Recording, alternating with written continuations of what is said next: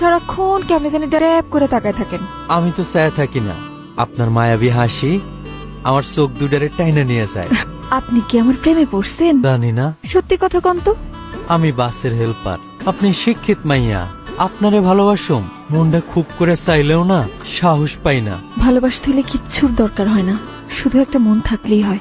আমি না আপনারে ভালোবাসা ফেলছি। সত্যি? সত্যি না হইলে কলেজ বাদ দিয়ে আপনার সাথে এখানে দেখা করতে আসতাম। মন দিয়ে পড়াশোনা করেন মা, এটা পাশ দিতে পারলে আমাদের এই বংশের মধ্যে আপনি হবেন সব থেকে বেশি শিক্ষিত। কইলাম একটা ভালো পাত্র দেখা বিয়া দিয়ে দাও, ভেজাল শেষ।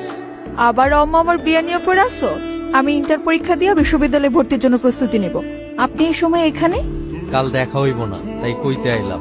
কেন দেখা হইব না কেন? মা ফোন দিছিল, তার শরীর খারাপ, বাড়িতে যাইতে হইব। স্যার ঠিক মতো যান।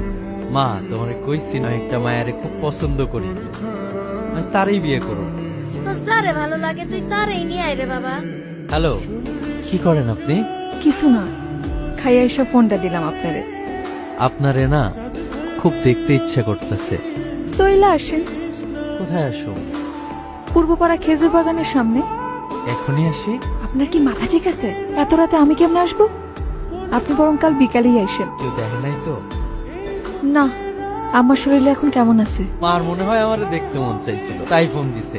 সুস্থ হয়ে আছে আলহামদুলিল্লাহ, সুস্থ থাকলেই তো ভালো। আম্মারে আপনার কথা কইছি।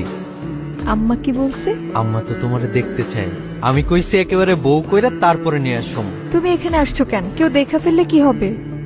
কতদিন হয়ে গেল তোমারে দেখি না, কথাও হয় না, খুব দেখবার মন চাইছে। তাই বলে এত রাতে এখানে আসবা? তুমি তো হারায় গেছো, তোমারে ফোন দিয়াও পাই না। হারাই নাই, ভর্তি পরীক্ষা নিয়ে টেনশনে আছি তো, তাই আর কথা বলার সুযোগ হয়নি। আমি কি তোমারে না দেখে থাকতে পারি কও? আচ্ছা, খুব তাড়াতাড়ি দেখা হবে। সত্যি?